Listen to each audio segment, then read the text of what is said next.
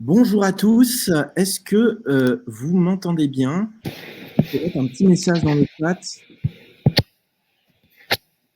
Nickel. Merci. Bienvenue à tous à ce webinaire empirique RGPD et échéance du 31 mars. Que faire et comment se préparer à la raréfaction des cookies?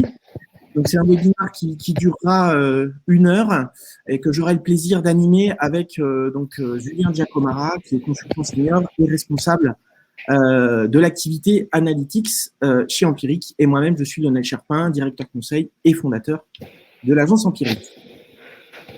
Bonjour à tous. Alors, au niveau de l'agenda, on a beaucoup de choses à voir. On va essayer de tenir le timing d'1 heure. On va faire rapidement une remise en contexte de cette échéance du 31 mars et plus globalement du RGPD.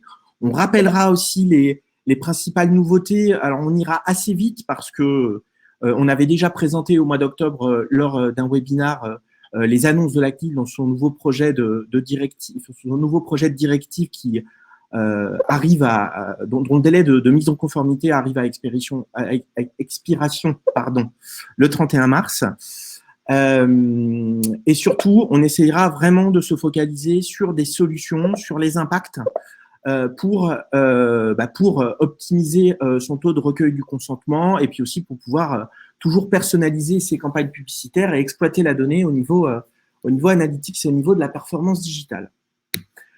Les objectifs de ce webinaire, c'est vraiment essayer en 1 heure, on a vraiment beaucoup travaillé, vraiment essayer de vous apporter un point de vue assez exhaustif sur la réglementation à ce jour, sur les impacts potentiels sur le marketing digital et surtout sur les solutions et les pistes de réflexion pour continuer en fait à piloter vos publicités et à exploiter vos données analytics dans un monde qui va être potentiellement cookieless.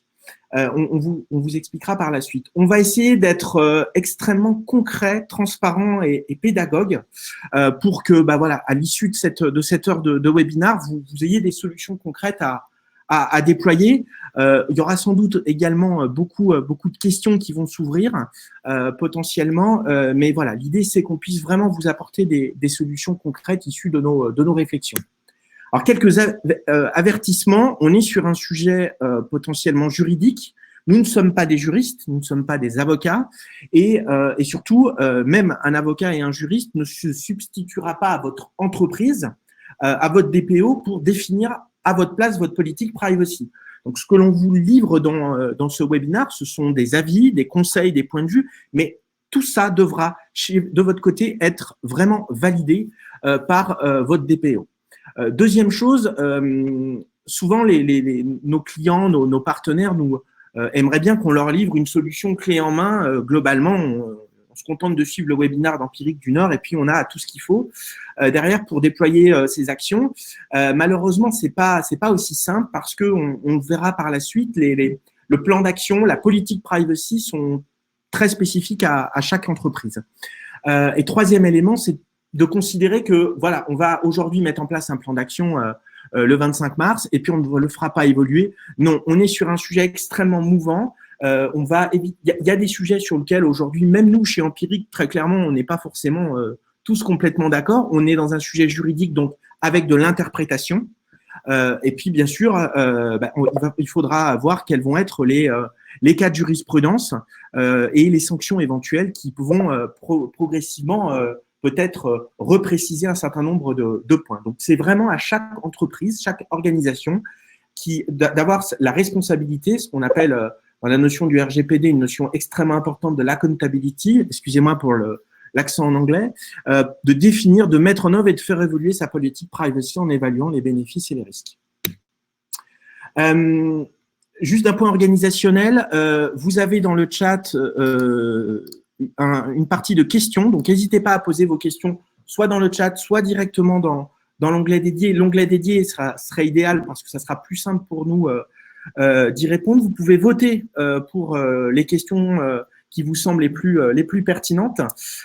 Et dans le même temps, notre super DPO et CTO Yannick vous répondra dans le chat parce qu'on pense qu'on est sur un sujet qui risque de susciter beaucoup de questions.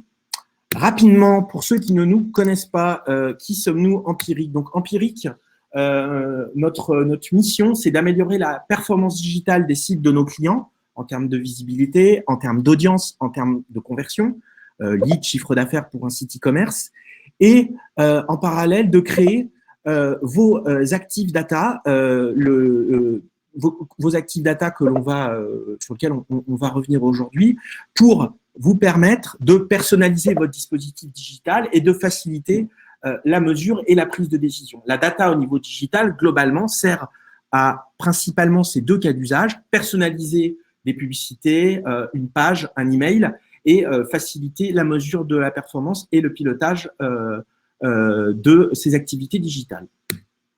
On est présent sur toute la chaîne de valeur de la donnée, donc la phase d'implémentation de son capital data, la phase d'analyse, la phase d'activation, et puis ensuite tout ce qui va concerner le transfert de compétences. J'ai mis en gras les sujets, les expertises qui sont prégnantes et intéressantes dans une démarche analytics et de privacy, telle qu'on va l'observer aujourd'hui.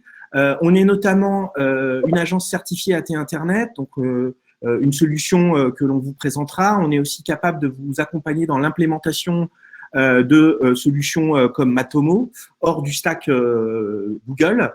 Et on a également de fortes expertises en réconciliation de données au sein de tableaux de bord et en exploitation de ces données en termes de data science ou de machine learning, qui sont des expertises qui nous semblent aujourd'hui fondamentales dans le cadre d'un projet RGPD privacy par rapport à cette échéance du 31 mars. On recrute beaucoup des profils analytics et data. Voilà, on a depuis quelques mois une assez forte croissance sur ces sujets-là. Alors, évidemment, c'est la conjonction peut-être du contexte global où les entreprises ont pris conscience de l'importance de la data pour prendre de meilleures décisions dans un contexte de restriction des investissements, et puis évidemment l'environnement, le contexte réglementaire par rapport au RGPD. Voilà. Donc, si vous avez autour de vous des gens qui cherchent du travail, qui ont des expertises sur ces sujets-là, on est très, très preneurs. Voilà, parce qu'on vise le recrutement de 3 personnes supplémentaires cette année sur ces expertises. Je vais laisser la parole à Julien qui va vous faire une rapide remise en contexte de ce qu'est le RGPD et de cette échéance du 31 mars. Merci Lionel.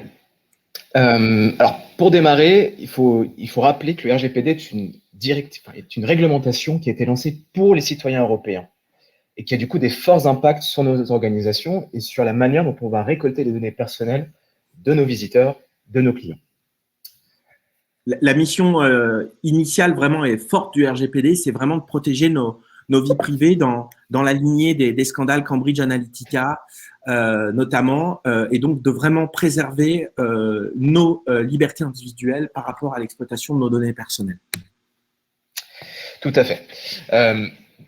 Le RGPD s'adresse sur plusieurs sujets. Simplement, celui qui fait sens en premier lieu aujourd'hui, c'est celui lié au cookie.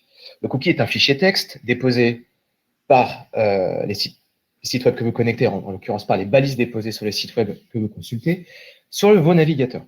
Ces cookies vont collecter et stocker des données personnelles qui peuvent être exploitées par des balises et donc les envoyer sur des serveurs pour qu'elles soient ensuite conservées. Donc on s'intéresse ici aux cookies.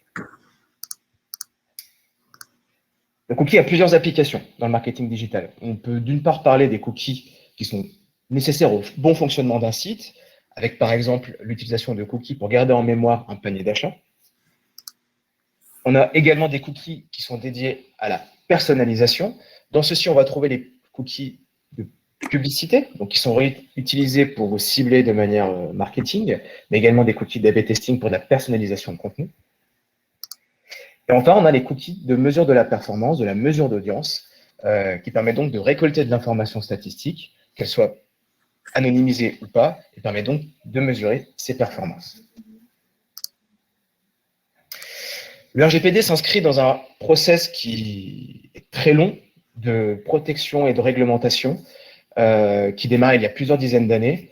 Le RGPD a été lancé officiellement en 2018. L'an passé, en 2020, en octobre, la CNIL a publié de nouvelles directives et un guide de recommandation.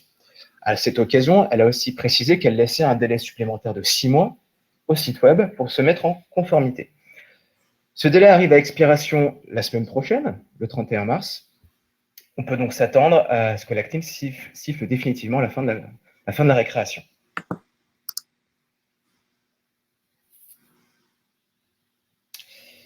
La CNIL a dit récemment, donc début mars 2021, que l'un des points majeurs des contrôles qu'elle allait mener à partir du 1er avril 2021 allait être celui du dépôt des cookies de manière implicite. Donc, parmi plein de sujets présents dans l'RGPD, celui qui est aujourd'hui, on va dire, l'un des plus importants en termes de contrôle et sur lequel vous devez avoir une vigilance particulière est celui des cookies déposés sur vos sites web lorsqu'un visiteur le consulte.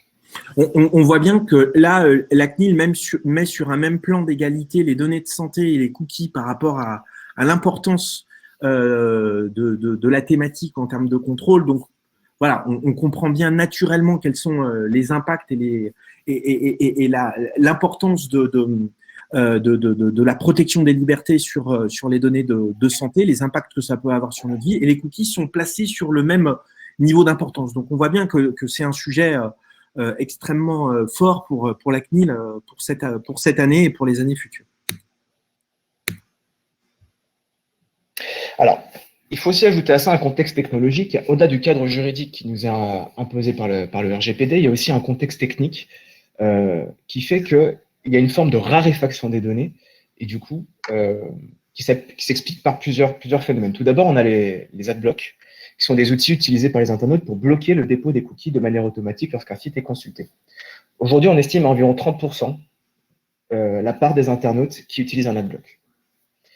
Le second axe des restrictions technologiques concerne les restrictions imposées par les navigateurs, que ce soit en particulier Safari ou Firefox. Donc Safari avec ITP et Firefox avec ses régulières mises à jour de son navigateur pour toujours plus protéger les internautes, qui donne en fait du coup la possibilité aux internautes de bloquer par défaut certains dépôts de cookies. Le troisième axe également, c'est la suppression pure et simple des cookies. C'est ce que Google a déclaré pour Chrome. Il planifie de faire ça pour 2022. L'horizon n'est plus si lointain. Est-ce que la date sera respectée? On n'en sait rien pour le moment. Juste une précision, un ajout sur les adblockers, sur des populations jeunes, le pourcentage monterait jusqu'à 50%. Donc voilà, on sait déjà qu'on a de toute façon nativement dans notre audience des gens qui, depuis plusieurs années, n'utilisent pas les cookies. Alors, quelles sont les principales nouveautés à appliquer? Le RGPD ayant été publié en 2018, quelles sont celles qu'on va appliquer rapidement au 1er avril à partir des dernières déclarations de la CNIL? Tout d'abord, le consentement implicite, c'est terminé. Il n'est donc plus possible de considérer que le visiteur a donné son consentement en poursuivant simplement sa navigation, que ce soit via un scroll, un clic ou la consultation d'une seconde page. On ne peut donc plus proposer de simples bannières cookies disant qu'en poursuivant sa navigation, on accepte que les cookies soient déposés. Aujourd'hui, du coup, il faut nécessairement obtenir une expression valide du consentement donné par le visiteur. Le plus simple est donc d'utiliser un bouton « Accepter les cookies » sur son bandeau cookie. Alors, tous les cookies ne sont pas concernés par ce consentement explicite. On va en particulier traiter les cookies publicitaires et les cookies de mesure d'audience dans le cas de certains outils, pas tous. Les cookies qui ne sont pas concernés étant les cookies fonctionnels, donc ceux nécessaires au bon fonctionnement du site, que ce soit par exemple, pour reprendre les exemples donnés tout à l'heure, pour notamment conserver en mémoire un panier d'achat. Et pour ce type de cookies, on a une obligation d'information au sein de la page de politique des cookies, mais effectivement, comme l'a dit Julien, on n'est pas obligé de demander le consentement pour les déposer.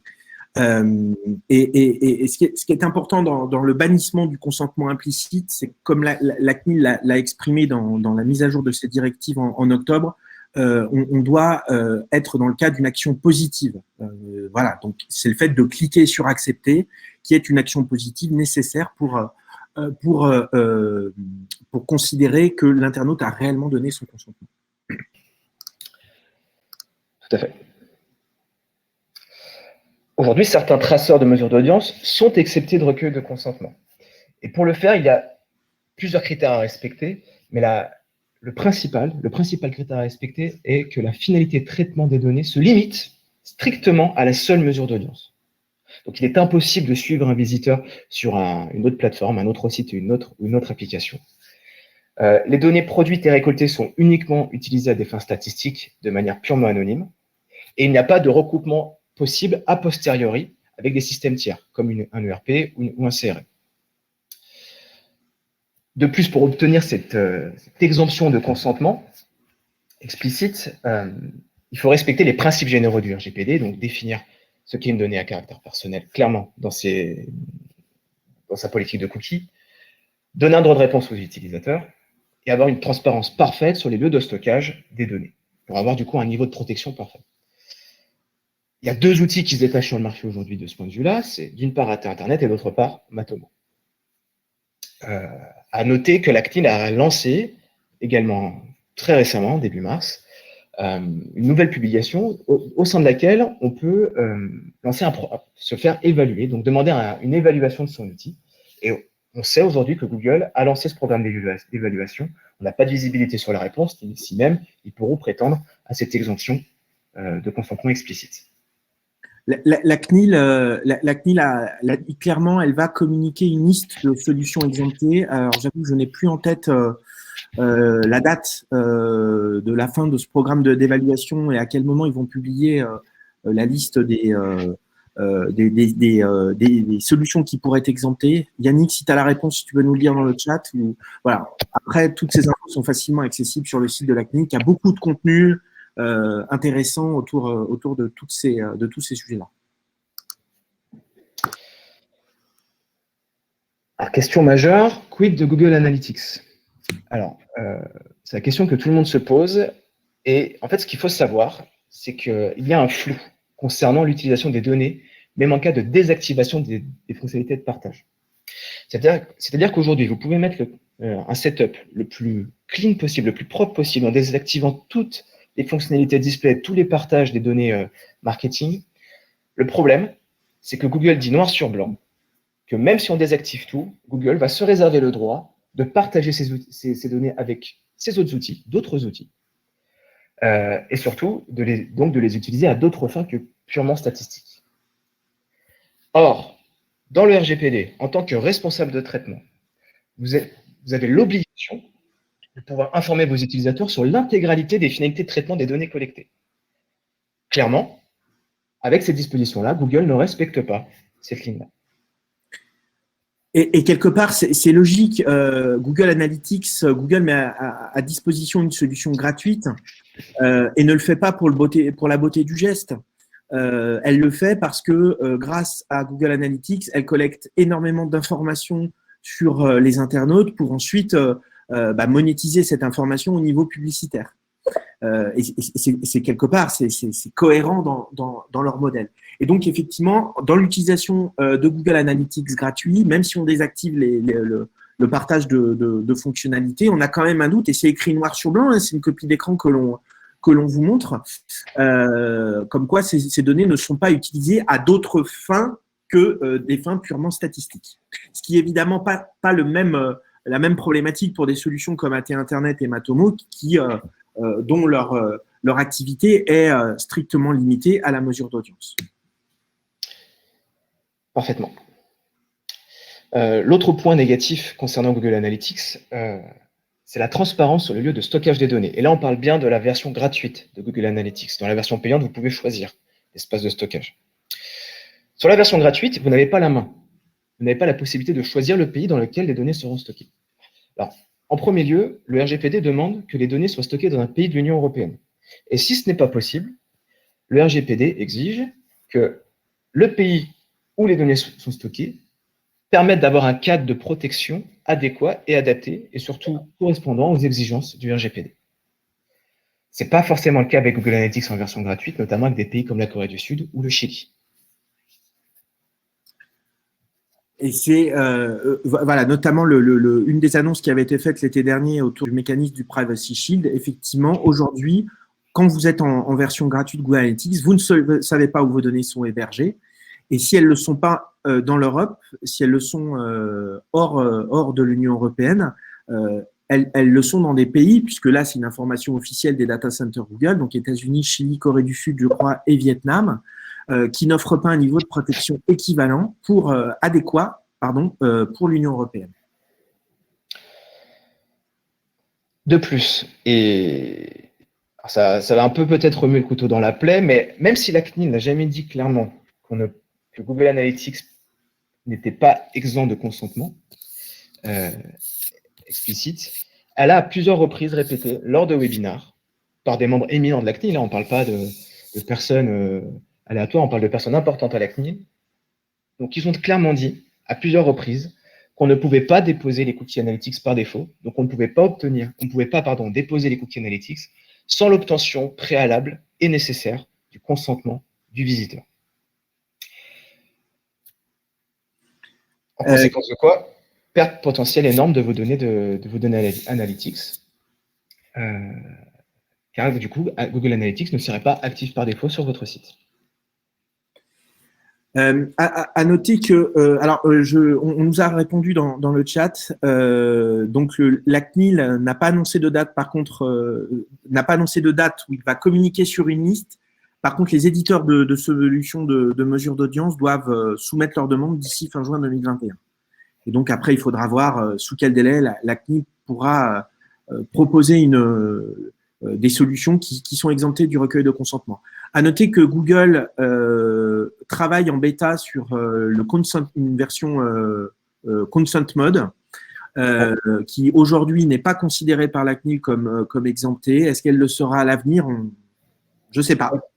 L'outil a été proposé à la CNIL, c'est en cours d'audit, mais on n'est pas certain d'une part que ça permettra de répondre à tous les critères et d'autre part, on parle plus de mois que de semaines pour éventuellement avoir une réponse à ce sujet-là. Et objectivement, je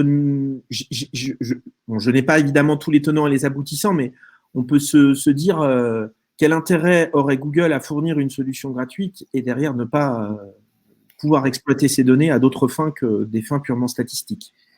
Voilà, mais on verra ce que l'avenir nous réservera.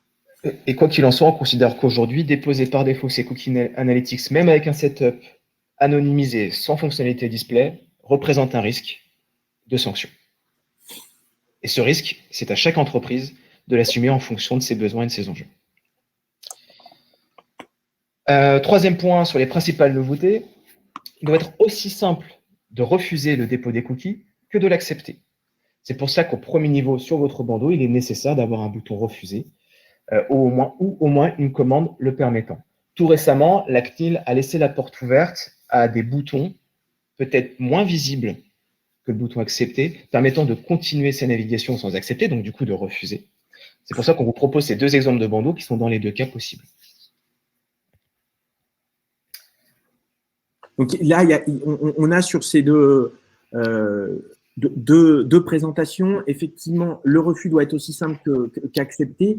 Et il y a une porte ouverte de la CNIL pour avoir une disposition où on aurait un bouton continuer sans accepter qui n'est pas forcément placé immédiatement à côté du bouton accepter.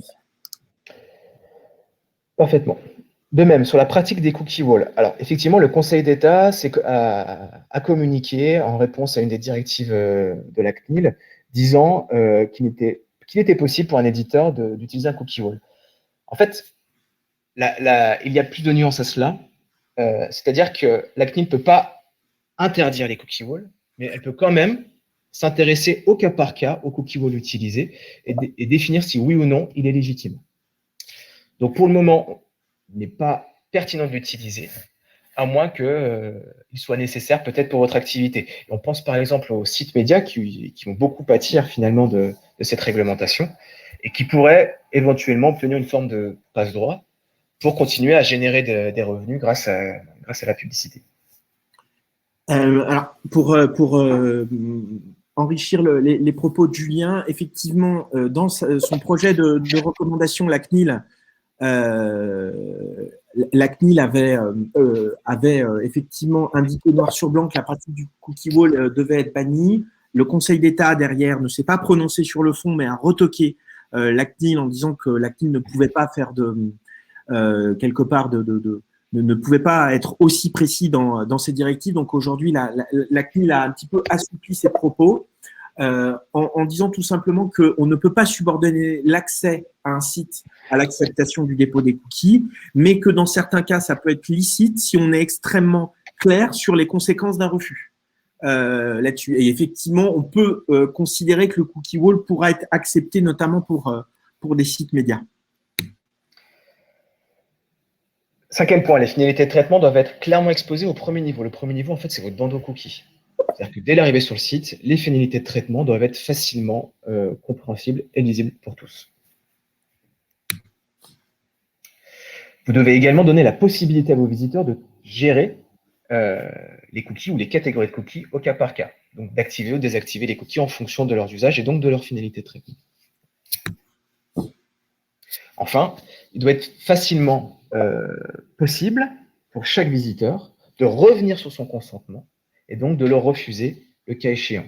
Et le mieux pour cela est d'avoir un bouton présent quelque part sur votre site web qui permettrait de réafficher la bannière de manière à bloquer les cookies si vous le désirez. Et à noter que la durée de conservation du choix est fixée à 6 mois. C'est-à-dire qu'au bout de 6 mois, la bannière doit venir vous réinterroger pour revalider votre acceptation du dépôt des cookies sur un site. Merci Julien pour cette mise en contexte. Alors maintenant, concrètement, qu'est-ce qu'on fait? Comment on s'y prend? Alors déjà, même si là-dessus, encore une fois, j'emploie aussi du conditionnel, hein, je ne suis pas dans les papiers de la CNIL et je n'ai pas des informations de leur part et je n'ai pas caché de micro dans leur bureau. Mais on peut penser que la CNIL ne sanctionnera pas tous les sites dès le 1er avril puisque le mécanisme de sanction et de toute façon, il est quand même progressif. Hein. Il peut y avoir plusieurs avertissements, plusieurs alertes avant que la CNIL sanctionne dès le 1er avril.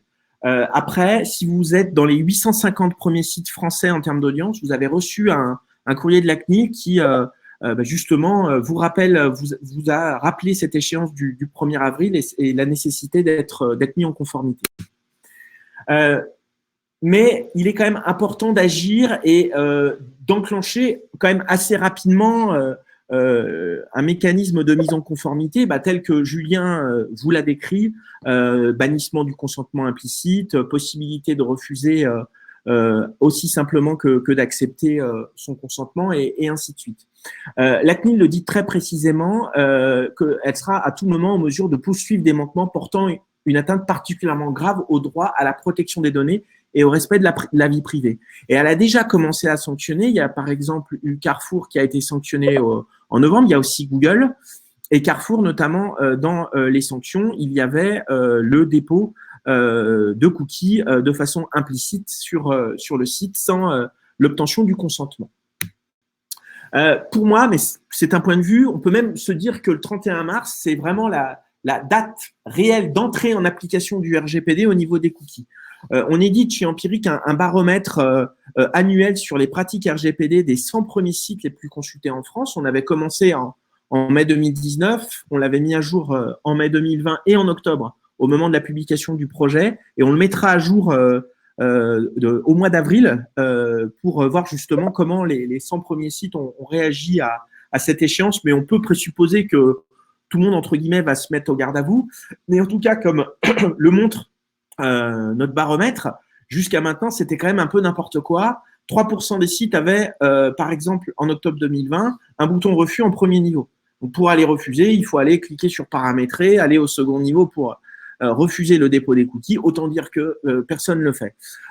Au niveau des cookies analytics, le consentement implicite était clairement la très grande règle. Hein. Donc, les cookies analytics étaient installés par défaut, quelle que soit la solution, exemptée ou ou non. Même, j'aurais pu vous rajouter un troisième graphique intéressant. On avait de mémoire 30 ou 40% des sites qui installaient quand même les cookies analytics si vous refusiez. Voilà, donc là, complètement. Alors, dans certains cas, on pouvait se dire que c'était un bug technique, ça peut arriver, mais dans 30 à 40% des cas, voilà, on était clairement dans un non-respect de la réglementation. Après, on peut évidemment comprendre les impacts qui sont loin d'être neutres pour l'analytics ou pour la publicité, mais effectivement, jusqu'à aujourd'hui, les directives de la CNIL étaient peu respectées. Et c'est pour ça que du coup, la CNIL a publié un projet de recommandation au mois d'octobre pour peut-être un peu plus repréciser un certain nombre de dispositions qui sont liées au RGPD.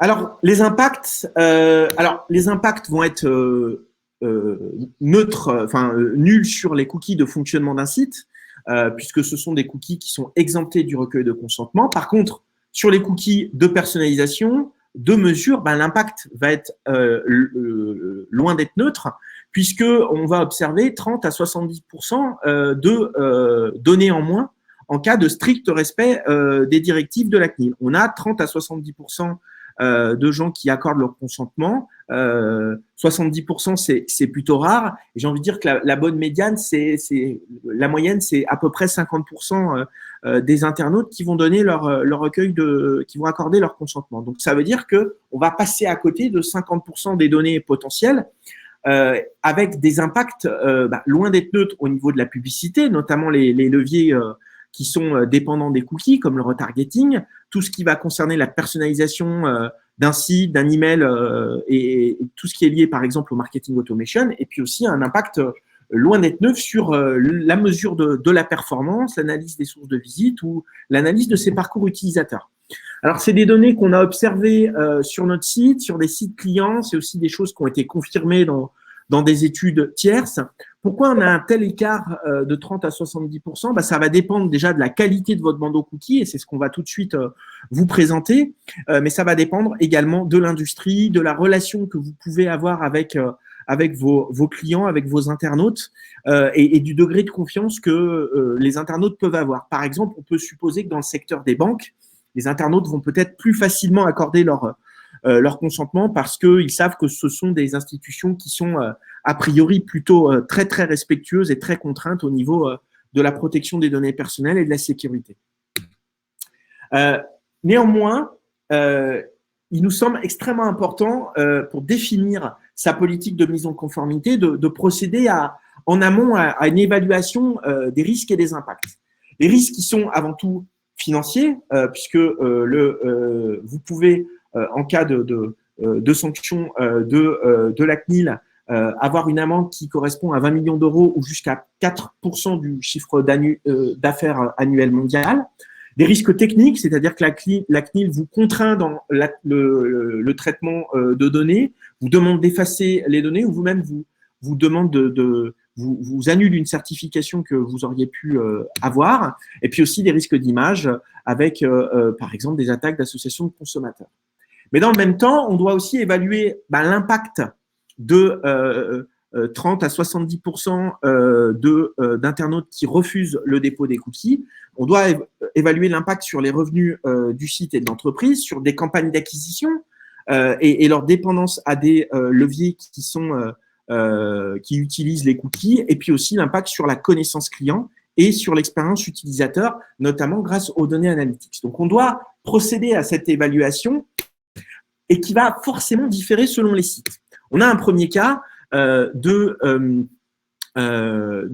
sites qui vont avoir un risque élevé de sanctions et pour lesquels on va avoir un impact potentiellement assez important de l'absence de cookies sur son site. Donc, c'est notamment le cas de ces fameux 850 premiers sites français qui ont reçu le courrier de la CNIL. Ça va être également le cas pour un site média dont 90% des revenus proviennent de la publicité et donc de la capacité du site à fournir de l'information sur le comportement de navigation de ces internautes à des tiers pour qu'ils puissent la monétiser. un site B2C dont 70% des leads vont être issus des campagnes de marketing automation. Donc, le marketing automation est très dépendant des cookies pour analyser le comportement sur le site et envoyer ensuite des mails de façon automatique. Et donc là, forcément, on a une très grande dépendance aux cookies. Et donc, l'impact sur les revenus et la performance de l'entreprise peut être non négligeable. Et c'est la même logique pour un site e-commerce dont 80% du chiffre d'affaires est généré par le retargeting. Ensuite, un risque élevé et impact faible, c'est-à-dire qu'effectivement, si vous continuez à déposer de façon implicite tous les cookies non exemptés, vous n'avez pas à avoir vous allez avoir un impact faible du non-dépôt des cookies sur les revenus et la performance du marketing digital puisqu'ils vont être installés par défaut. Par contre, vous avez évidemment un risque de sanction qui est important. Ensuite, on a un risque faible et un impact élevé. C'est-à-dire que si vous respectez les directives de la CNIL sur les dépôts des cookies et que vous n'avez pas d'alternative cookie-less sur la publicité et l'analytics, et c'est ce qu'on va voir par la suite, effectivement, vous serez peu en risque par rapport à la CNIL, mais il y aura un impact, encore une fois, sur les revenus et la performance du marketing digital qui sera loin d'être neutre. Ensuite, risque faible et impact faible, si vous utilisez une solution analytique exemptée du recueil de consentement tel que Internet et Matomo, impact faible sur l'analyse de vos performances puisque vous continuerez à collecter 90% des données, on le verra par la suite. Et puis, risque nul de sanction de la part de la CNIL si vous respectez évidemment le cahier des charges de non-recoupement, exploitation des données à d'autres fins que des données, la production de données purement statistiques.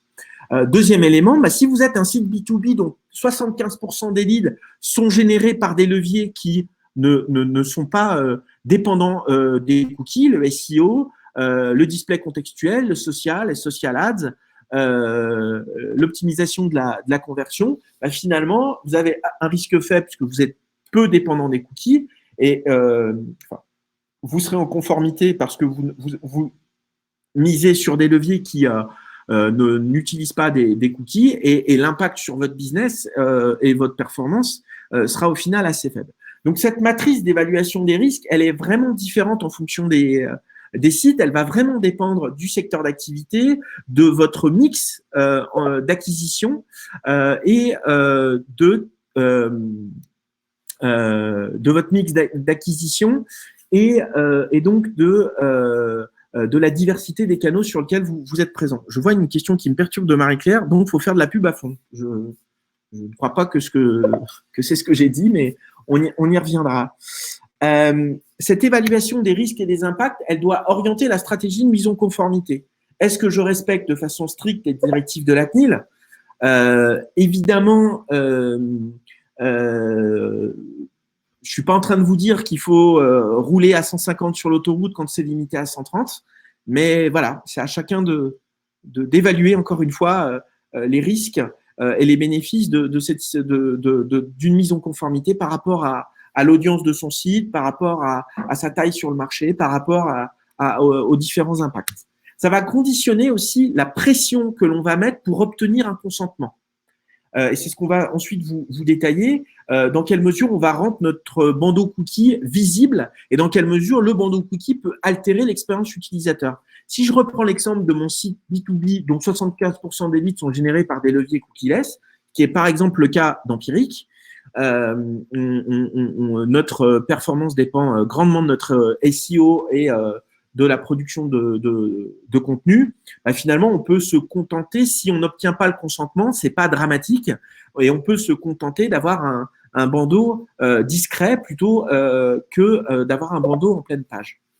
Ça peut conditionner également des actions de sensibilisation, de communication. On pourrait envoyer un mail à nos clients. Vous pourriez envoyer un mail à vos clients en leur demandant, par exemple, d'accorder leur acceptation pour le dépôt des cookies, d'envoyer des posts sur les réseaux sociaux, alors que dans les cas où c'est moins important, vous pourriez vous abstenir de ce type d'action. Et troisième élément, dans quelle mesure vous allez avoir recours à une CMP et dans quelle mesure vous allez intégrer le taux d'opt-in dans votre pilotage au quotidien. Donc, qui vont être les trois éléments qui vont être influencés par cette analyse des impacts et des risques. Concrètement, la priorité, c'est d'installer une CMP, Consent Management Platform. C'est un logiciel de gestion du consentement. Voilà, vous avez Didomi, Trust Commander, Quantcast, Cookie Pro, OneTrust, Acceptio, Cookiebot. J'ai entendu parler de tarte au citron, j'ai vu dans le chat. Donc, les CMP, qu'est-ce qu'elles permettent? Elles permettent de scanner les cookies sur votre site. Alors, pas toutes, hein, les fonctionnalités et les tarifs sont différents en fonction des solutions. Les CMP, en tout cas, la plupart, et celles qui pour nous sont les plus importantes, vont permettre de scanner les cookies, de pouvoir paramétrer le consentement par catégorie de cookies. Il va vous dire, voilà, vous avez X cookies pub, X cookies analytics. Vous allez pouvoir ensuite paramétrer les bandeaux de recueil de consentement sur les différentes plateformes. Vous allez recueillir les preuves de consentement, l'horodatage, qui sont très importants pour la CNIL en cas de contrôle. Et certaines proposent des API pour vous mettre à disposition la donnée, vous mettre à disposition des tableaux de bord et vous permettre de faire de l'A/B testing, donc de tester différentes composantes différentes composantes et aspects visuels de votre bandeau cookie. Et pour nous, si l'optimisation de votre taux d'opt-in est un enjeu hyper important pour votre activité, il nous semble extrêmement indispensable d'avoir une solution qui propose à minima une API, des tableaux de bord et la possibilité de faire de l'A/B test. Ensuite, il est important de s'inspirer des meilleures pratiques et on a aujourd'hui, d'après nos tests, le benchmark que l'on a pu faire sur certains sites, un consensus quand même qui se dégage et des tendances assez nettes sur des dispositions de bannières qui seraient les plus efficaces en termes de recueil du consentement. Donc là, on a l'exemple d'OVH qui respecte un certain nombre de bonnes pratiques. Déjà, on a un emplacement central du bandeau cookie avec le floutage du site en fond. Donc là, clairement, l'internaute, il n'a pas le choix que d'accepter ou de refuser, mais en tout cas de donner son accord ou son refus par rapport au bandeau cookie. Ensuite, on a le logo. Dans les bonnes pratiques, la présence d'un logo, c'est quelque chose qui va rassurer l'internaute. On va placer une accroche qui va remettre en perspective l'importance du dépôt des cookies. Là où le bandeau il n'est pas compliant, c'est que la finalité de traitement n'est pas clairement décrite. Et la durée de conservation du choix est à 13 mois, alors que dans les faits, elle devrait être à 6 mois. Ensuite, on a la possibilité de refuser avec la présence d'un bouton « Continuer sans accepter » tout en haut et la possibilité de gérer par catégorie. Donc là, aujourd'hui, très clairement, cette disposition est celle qui permet d'avoir le meilleur taux d'opt-in sur les différents tests que l'on a pu mener. Donc, il y a un sujet effectivement qui pourrait potentiellement prêter à confusion, c'est-à-dire que le fait de mettre un bandeau en haut à droite, continuer sans accepter et un bouton accepter sur fond bleu, quelque part, on se dit, on est un peu limite et on incite un peu trop fortement l'internaute à aller cliquer sur le bouton accepter. Alors là-dessus, la CNIL n'est pas très claire. Dans les FAQ qu'ils ont publiés la semaine dernière, ils disent que le design des interfaces doit être laissé à l'interprétation de l'éditeur sous réserve de ne pas chercher à tromper l'utilisateur ou à rendre plus complexe le fait de refuser les traceurs que d'y consentir. Ces sujets à interprétation, on peut se dire qu'effectivement, le fait de mettre le bouton bleu, le bouton accepter sur fond bleu et continuer sans accepter de le mettre sur fond blanc et puis en plus en haut à droite, on sait qu'il peut y avoir un biais, qu'on va potentiellement générer un biais. L'internaute, obligatoirement, va aller voir le bouton accepter. Lui, la réalité aussi, c'est qu'il veut rapidement que le site s'affiche. Et donc, il va finalement cliquer sur accepter dans la majorité des cas et ne va pas forcément prendre le temps de remonter, d'aller cliquer sur continuer sans accepter. Est-ce que cette disposition, dans les mois qui arrivent, va être retoquée par la CNIL? Je ne peux pas vous dire, mais la seule chose que je peux vous dire, c'est qu'aujourd'hui, c'est celle qui, pour nous, est la plus efficace en termes d'obtention du taux d'opt-in. Donc, voilà, c'est des bonnes pratiques que l'on vous partage. Je vois les remarques de Pascal. Non, là-dessus, alors on est sur des sujets d'interprétation, mais moi, la CNIL ne dit pas, recommande le fait que le bouton refuser soit au bouton à côté du bouton accepter, mais elle ouvre la possibilité à ce que le bouton continuer sans accepter soit placé en haut à droite et qu'il n'y ait pas le bouton refuser. Et c'est même, alors j'aurais dû prendre une copie d'écran, mais c'est une copie d'écran qu'elle a faite dans le document qu'elle a mis à disposition. Julien, si tu peux retrouver, peut-être que je retrouve rapidement sur ce point.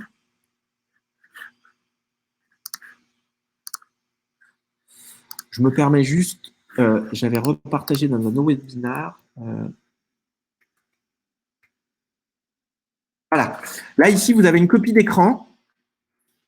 Donc, ce n'est pas moi qui l'ai faite, c'est une copie d'écran des directives de la CNIL, de son guide de recommandation, pardon, qu'elle a mis à disposition au mois d'octobre. Et elle laisse la porte ouverte à la présence d'un bouton continuer sans accepter tout en haut. Et elle recommande la symétrie absolue des boutons tout accepter, tout refuser, mais elle laisse quand même la porte ouverte à un deuxième design. Donc, aujourd'hui, on ne peut pas non plus considérer que ce design-là soit complètement hors la loi. Et après, sur la question de la couleur, je comprends vos interrogations, mais en tout cas, il n'y a pas une position qui est très claire. Quand là, la question est posée, un site web peut-il utiliser un design différent pour les boutons tout accepter et tout refuser? Elle ne dit pas clairement non. Voilà, elle dit qu'elle laisse à l'appréciation de l'éditeur. Donc là-dessus, voilà, il y aura peut-être des communications précises et officielles de la CNIL dans les prochaines semaines, mais pour moi, aujourd'hui, on n'a pas vu d'information qui nous dit que le fait de mettre le bouton accepter sur fond bleu était un problème. Ensuite, dans les autres pratiques que l'on a repérées, alors il y a les pratiques de WeTransfer qui justifient l'importance d'accepter le dépôt des cookies, parce que si vous acceptez le dépôt des cookies, ils vont planter encore plus d'arbres et financer encore plus la culture et les artistes. Voilà. Après, on peut cautionner, ne pas cautionner. Je me prononcerai pas sur le fond, mais sur la forme, WeTransfer a vraiment essayé d'être créatif sur l'incitation au recueil du consentement. Je dis pas qu'on pourra dans tous les cas dans tous les cas, vraiment trouver les bons arguments et des arguments sociétaux et philosophiques pour obtenir le consentement. Mais en tout cas, WeTransfer a su être créatif par rapport à ça. Autre élément, c'est le monde. Si vous refusez aujourd'hui le dépôt des cookies, vous allez avoir cette petite bannière en footer qui apparaît. Donc, elle vous gêne dans la lecture des documents, des contenus, mais elle vous explique, voilà, vous avez refusé le dépôt des cookies. Dans ce cas-là, abonnez-vous parce que le contenu de ce site est le fruit de travail de 500 journalistes. Et ça, c'est des dispositions, je suis convaincu qu'on va voir se multiplier sur les sites médias. Et encore une fois, on peut les comprendre pour inciter les internautes à obtenir pour inciter que les internautes accordent leur accord sur le dépôt des cookies. Ensuite, alors, on a vu ces différentes dispositions, ces différentes bonnes pratiques. Il va être important, dans tous les cas, de maximiser son taux d'opt-in grâce au test, c'est-à-dire en testant plusieurs paramètres du bandeau et en faisant aussi des tests par device, parce qu'on observe notamment que les tests sur mobile nous montrent que les taux d'opt-in sont un peu plus importants. Donc, ce qui va être important, c'est l'emplacement du bandeau, l'affichage du logo, les accroches et les textes, le bouton refuser versus continuer sans accepter, l'ordre des boutons, le wording et la couleur. Et on a notamment ces études de Commanders Act qui montrent qu'on a des différences assez importantes de taux d'opt-in en fonction de la présence et de l'emplacement d'un bandeau. Et on voit bien notamment que le taux d'opt-in est très élevé quand on a une bannière en pop-in. La mise en place de l'A/B test va pouvoir obtenir des gains substantiels de consentement de 15 à 30 points. Donc, c'est loin d'être négligeable. Quatrième élément qui va être important, c'est qu'aujourd'hui, il va falloir intégrer les taux d'opt-in dans ces tableaux de bord, de pouvoir mettre en perspective les données de session au niveau analytics de ces taux d'opt-in et on le verra tout à l'heure dans différents cas d'usage, d'où l'importance d'avoir des solutions, des CMP qui vous mettent à disposition ces données par des API. Alors, au niveau publicitaire, comment on va continuer à personnaliser ces campagnes publicitaires? Alors, on a fait une matrice qui va montrer à la fois la dépendance d'un média publicitaire aux cookies, mais elle va aussi, cette matrice montre la dépendance d'un média aux cookies, mais montrer aussi la finesse de ciblage de ce média, si on est sur du one-to-many ou purement du one-to-one. Donc, sans surprise, les audiences très dépendantes des cookies, que sont les audiences intentionnistes, quelqu'un qui va déménager, qui va avoir un enfant, le retargeting et le lookalike site, les gens qui sont des jumeaux statistiques des visiteurs de votre site, sont effectivement très dépendants aux cookies et donc sont des audiences à risque dans les mois prochains. Et ça, quelles que soient les plateformes, que ce soit Google, les réseaux sociaux ou les autres alternatives comme des régies pub ou Criteo. Ensuite, les audiences qui vont être également à risque, c'est les audiences sur Google et sur les régies publicitaires qui vont vous permettre de cibler des internautes selon leur centre d'intérêt et des critères socio-démo et qui ne sont pas logués. Donc là, clairement, c'est des audiences qui risquent d'être à risque dans les prochains mois. Et donc, si votre média, votre mix digital d'acquisition dépend très fortement de ces audiences, effectivement, vous êtes en danger. Il y a quand même des alternatives avec des audiences à tester. Le ciblage contextuel, c'est-à-dire que je cible un internaute masculin et alors désolé, on est complètement dans le cliché et je vais diffuser mes publicités sur des sites de foot ou de voitures. Excusez-moi pour le cliché. On va être aussi sur des audiences. On va aussi pouvoir utiliser des techniques de ciblage sémantique basées sur le contenu d'une page. Et puis également, Facebook permet de continuer à faire du ciblage socio-démo puisqu'on est dans une audience qui est captive, qui est loguée. Et on a dans les audiences vraiment à privilégier parce qu'elles sont toujours assez puissantes en termes de ciblage one-to-one et elles sont faiblement dépendantes aux cookies. On a les audiences search, donc le référencement payant, les ciblages basés sur les mails, c'est-à-dire vous avez une base mail que vous injectez dans Facebook ou dans les réseaux sociaux pour cibler vos clients. Et vous avez ce qu'on appelle les ciblages de jumeaux statistiques, des lookalikes à partir de votre base mail, et puis également les ciblages de communauté ou de lookalikes de communauté sur les réseaux sociaux. Alors, qu'est-ce qu'on observe, par contre, quand on regarde cette matrice, c'est qu'en fait, aujourd'hui, et ce qui peut être un peu comique, entre guillemets, dans la situation, c'est que le RGPD au niveau publicitaire renforce Google et Facebook, donc les formats d'audience en rouge et en bleu, Google et Facebook, parce que ce sont des réseaux qui sont dans un univers logué et qui disposent dans un univers logué et qui disposent du coup également de sources de données tierces pour permettre de pouvoir analyser le comportement des internautes. Google, grâce à Chrome, même si on est plus dans un recueil d'informations complètement individuelles, au niveau global, est en capacité de pouvoir quand même retirer des informations sur les profils des internautes, et ce qui est notamment à l'origine d'une nouvelle méthode de ciblage. Donc, la morale un peu de l'histoire, c'est qu'au niveau publicitaire, on renforce quelque part l'hégémonie de Google et de Facebook grâce à leur univers logué. Mais ce qu'on a aussi un peu, ce que je trouve que l'on oublie, c'est que moi, j'entends beaucoup des agences, des régies dire oui, voilà, il y a quand même le mail qui permet de faire du ciblage en alternative en cookie. Oui, mais le mail que l'on va recueillir via, par exemple, un espace client sur un site ou en magasin, il est aussi soumis au recueil du consentement et on doit préciser la finalité de traitement. Si je récupère un mail et des informations personnelles dans un formulaire et que j'injecte ces choses-là sur les réseaux sociaux, évidemment que je dois préciser cette finalité de traitement. Dans les faits, c'est rarement fait et la CNIL n'en parle pas. Donc, j'ai l'impression qu'il y a aujourd'hui une focalisation absolue sur les cookies, un peu moins sur les données first party qui sont pourtant extrêmement importantes aussi dans la question de la gestion des données personnelles. En tout cas, si on respecte tout ça et qu'on injecte cette donnée ensuite dans un CRM, on peut effectivement activer cette audience sur les réseaux sociaux, soit directement, soit en lookalike. On a des méthodes de ciblage prometteuses qui commencent à émerger et qui montrent que globalement, la publicité n'est pas pour autant morte. On a l'avancement aussi et les progrès sur les ciblages contextuels et sémantiques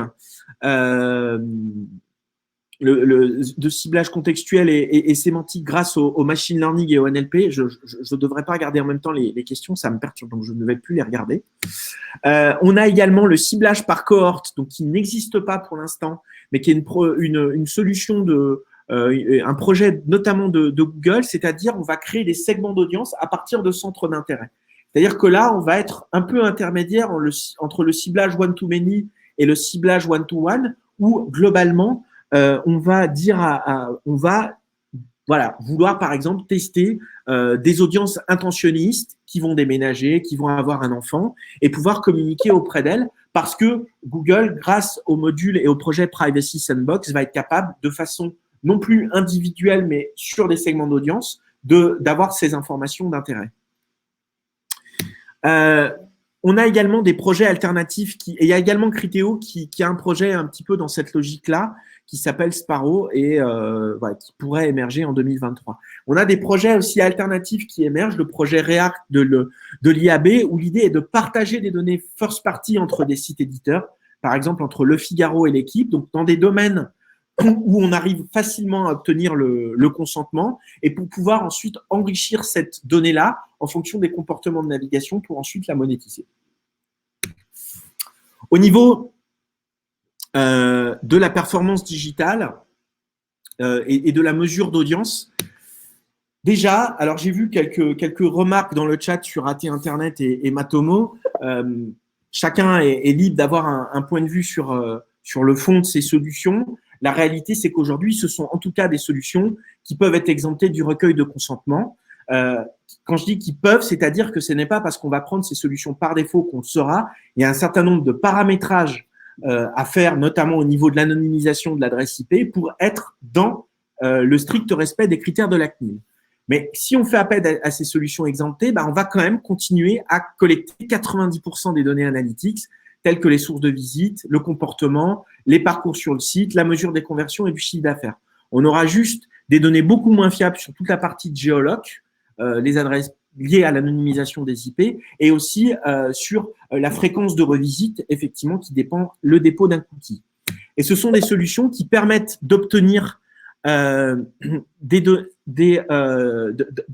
récupérer 100% des données analytics si on obtient ensuite le consentement. J'arrive sur le site, par défaut, la version exemptée se lance, l'internaute clique sur accepter et du coup, je vais pouvoir enrichir la collecte de données avec les origines géographiques, la fréquence de visite et surtout pouvoir activer la donnée analytics au niveau CRM ou au niveau média.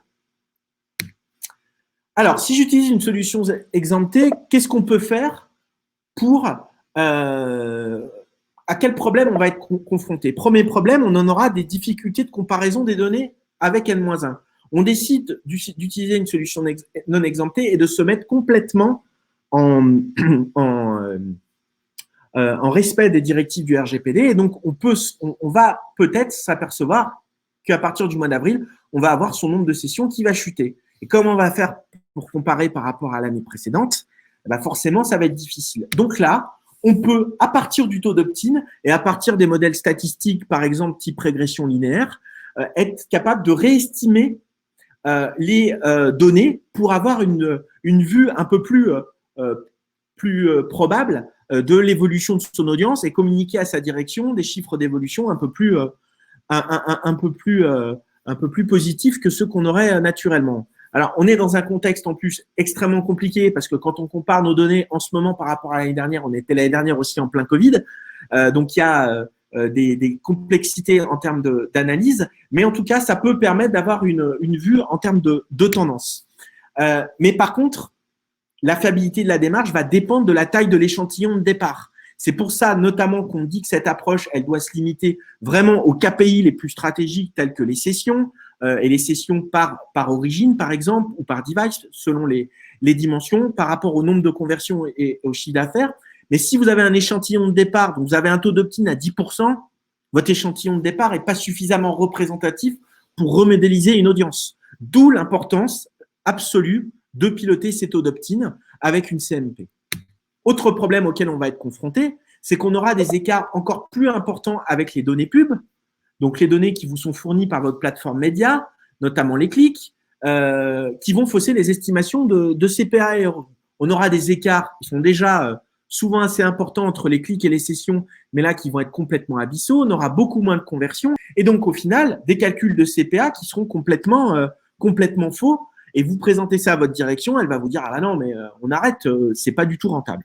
D'où l'importance là aussi de pouvoir remodéliser des données statistiques afin de pouvoir recalculer des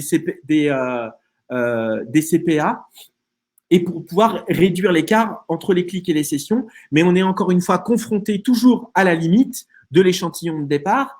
Et là aussi où quelque part on va se confronter à une concentration encore plus forte des investissements sur les grandes plateformes publicitaires, c'est que on va limiter justement la diversification pour avoir des données de départ suffisamment fortes pour pouvoir derrière les modéliser et les réinterpréter. Autre élément d'analyse à envisager, c'est de confronter des tendances d'évolution avec des sources de données tierces qui sont fiables. Ne pas oublier que l'analytics, ce n'est pas votre logiciel comptable. L'analytics, ça reste une discipline qui analyse des tendances. Et donc, l'idée, c'est d'analyser les tendances entre les données qui vont être exploitées, collectées par votre solution analytics avec des données tierces fiables. Si je prends l'exemple du SEO, on peut récupérer, et c'est ce qu'on fait notamment chez Empiric, les données de clics issues de la Search Console Google sont des données tierces qui sont a priori fiables et comparer si les tendances sont assez équivalentes. Et donc, on pourra avoir cette même logique d'exploiter des sources de données tierces qui sont fiables, des données ad-centriques, des données de back-office, des données d'ERP, des données de CRM qu'on injecte et qu'on va confronter à nos données purement analytics. Ensuite, dans les autres dispositions possibles, c'est qu'on va créer des landing pages et des formulaires spécifiques potentiellement par campagne. Tout simplement, j'ai une campagne SEA, elle pointe sur une page, une landing page dont l'URL est strictement limitée à la campagne SEA. Même chose sur des campagnes social ads, et ce qui va permettre ensuite dans le CRM de savoir si on a X conversions sur l'URL A, de savoir qu'on est en capacité de l'associer à la campagne d'origine. Mais ça, évidemment, ça demande d'automatiser et créer plusieurs landing pages. Il y a des solutions qui existent et j'en profite pour par exemple la solution GetLandy ou Unbounce qui permettent d'automatiser la création de landing page. C'est pas adapté à tout le monde, évidemment, mais ça peut être une solution. Dans la performance digitale, un point qui va être également important, c'est que il faut plus croire au Graal de l'attribution, qui de toute façon, moi depuis quelques années, pour moi n'avait plus de sens, puisque effectivement le principe de l'attribution, c'est d'être en capacité de reconstituer l'ensemble des touch points au cours d'un parcours client entre le display, le SEO, le SEA, le retargeting, pour ensuite pouvoir mesurer l'impact de chaque levier et mesurer son ROI. Dans les faits, évidemment, c'est génial pour savoir sur quoi on doit investir. En réalité, c'est plus compliqué parce que on est aujourd'hui en présence de comportements encore plus cross-device. Donc aujourd'hui, avec la raréfaction des cookies, le Graal de l'attribution n'a plus de sens. Et pour continuer à mesurer l'impact d'un levier au niveau de la performance digitale, chez Empiric, on défend l'approche de la micro-conversion qui en plus ont le mérite d'être plus fréquentes. Et donc, on en revient à cette logique d'échantillon de départ. La logique de micro-conversion, c'est de se dire qu'on va modéliser différents parcours et des parcours qui intègrent notamment la provenance et en fonction de la provenance et du contexte, identifier des indicateurs qui sont des indicateurs intermédiaires qui ne sont pas malheureusement des indicateurs uniquement de conversion, mais des indicateurs qui vont montrer un intérêt, en tout cas pour le site, et qui vont démontrer que le ciblage en amont a été pertinent. Si je prends l'exemple de quelqu'un qui a tapé une requête hors marque dans Google, on s'attend à ce que cette personne ne rebondisse pas et, par exemple, consulte 2 fiches produits sur un site e-commerce, voire même d'ajout au panier. Ajoute au panier. Quelqu'un qui a tapé la marque d'un site, on peut se dire qu'en fait, elle connaît déjà le site, elle connaît déjà l'entreprise, elle va se connecter directement potentiellement à son compte, utiliser un moteur interne pour aller chercher des produits directement. Autre exemple, je ne les ferai pas tous, si ce site-là également a un réseau de magasins, si quelqu'un arrive il a tapé par exemple magasin de cosmétiques Bordeaux, il arrive sur une page, sur le site, et on va s'attendre à ce qu'il consulte le store locateur et qu'il prenne des rendez-vous. Donc, ces indicateurs intermédiaires, plutôt que d'être toujours dans une logique, on mesure que les sessions ou que les conversions, bah non, en fait, c'est une approche qui est trop binaire et qui n'a plus beaucoup de sens aujourd'hui avec les problématiques de raréfaction des cookies. Autant aussi analyser l'impact d'un levier sur des indicateurs intermédiaires. Je vais accélérer parce que je déborde que de 5 minutes, ça va. Il ne faut pas oublier qu'il y a aussi d'autres méthodes que l'analytics pour prendre des décisions. Par exemple, les mesures de brand lift, de marketing mix modeling ou de geo-experiment pour mesurer l'impact d'une campagne. Alors, c'est des approches qui sont un peu plus one-shot, qui sont un peu plus aussi, qui concernent un peu plus des annonceurs qui ont des budgets d'investissement publicitaire importants. Mais en tout cas, ce sont des analyses ponctuelles qui peuvent être utiles. Et au niveau de l'optimisation de l'expérience utilisateur et de la conversion, on a également les outils d'analyse qualitative, les sondages, les tests utilisateurs et les focus group qui permettent aussi de savoir sur quoi on doit améliorer un site web. Donc, il n'y a pas que l'analytics. Et il ne faut pas oublier encore une fois que l'analytics, je sais qu'on peut être un peu frustré en se disant, bah voilà, on a un risque de raréfaction des données. L'analytics n'est pas un outil comptable, donc on a toujours évolué avec des biais dans la collecte des données et qu'on est surtout là pour analyser les tendances. Effectivement, pour le coup, si on utilise une solution exemptée, on s'épargne quelques cheveux blancs et quelle complexité d'analyse. Et plus que jamais, dans l'exploitation de la donnée analytics, ça implique pour moi d'avoir plus que jamais des compétences en data science, à la fois de réconciliation de plusieurs sources de données diverses, les données analytics et CMP, les plateformes tierces, les outils internes et les KPI de contrôle qu'on va réconcilier, héberger dans un Google Cloud, chez Amazon, AWS ou Microsoft Azure, sur lequel on va appliquer de la normalisation, du traitement et du machine learning pour visualiser l'impact de ces différentes actions. Voilà, j'en ai terminé. J'ai vu qu'il y avait beaucoup de questions. Je pense que Yannick a répondu à beaucoup de questions. Est-ce qu'il y a des questions sur lesquelles, je ne vais pas passer en revue tout le chat, sur lesquelles je n'ai pas apporté de réponse? Ou Yannick, mais je suis sûr qu'Yannick a apporté un max de bonnes réponses intéressantes. Alors, avant de partir, je peux juste vous demander de prendre quelques secondes pour répondre à notre questionnaire. Je le mets par le chat. Si vous pouvez répondre à ce questionnaire pour nous dire si vous avez aimé et comment on peut s'améliorer. N'hésitez pas à reposer des questions. Je parcours rapidement la liste des questions, mais il y en a eu tellement.